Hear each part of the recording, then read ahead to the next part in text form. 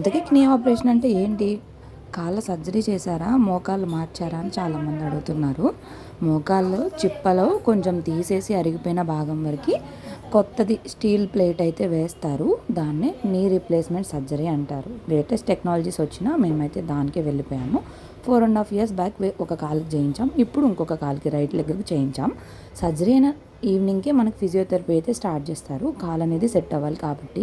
కానీ నడవాలన్నా, కూర్చోవాలన్నా, కదలాలన్నా నరకం కనిపించిద్ది. కానీ అస్సలు చేయించుకోనన్న మా అత్తయ్య చేయించుకోవడానికి రీజన్ ఏంటంటే 1 month నుంచి కాలు స్ట్రక్ అయిపోయి అస్సలు రావట్లేదు, ఎట్టి పరిస్థితుల్లో సర్జరీ చేయించుకోవాల్సిందే అని చెప్పడం వల్ల తప్పక చేయించుకున్నారు. సో వాకింగ్ అయితే చేస్తున్నారు. ఫిజియోథెరపీ డాక్టర్ వచ్చేసి ఇంతలోపు తులసి వాళ్ళు అయితే వస్తున్నారు.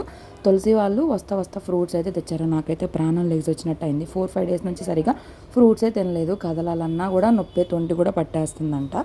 సో ఫుల్ వీడియోస్ ఉన్నాయి, ఒకసారి చెక్ చేయండి. ఇదిగో ఈ బుడ్డది ఉంది కదా, తినే తులసి వాళ్ళ పాప అంటే మా పెద్ద ఆడపడుచు వాళ్ళ మనవరాలు. తులసి అంటే మా పెద్ద ఆడపడుచు కూతురు, అల్లుడు, వాళ్ళ వేద వాళ్ళ నానమ్మ అందరూ కూడా వచ్చారు మా అత్తయ్యని చూడడానికి. ఈ బుడ్డది ఫోటోలు తీస్తుంది అందరినీ. ఇంత లేదు ఈ బుడ్డ. ఈ పిల్లలందరూ అసలు ఎట్లా చేస్తున్నారంటే ఈ పిల్లలకి అసలు చెప్పలేమబ్బా. మా అత్తయ్యకి ఒక బాధ కాదు, సెలైన్లు ఒక చోట ఎక్కువ, నరాలు అస్సలు దొరకవు. లాస్ట్ టైం కూడా చేతులన్నీ పొడిచి ఆఖరి కాలుకి పెట్టారు. ఇప్పుడు కూడా ఇది వాచిపోయింది. ఇంతే ఈ మినీ వ్లాగ్. అర్థమైందని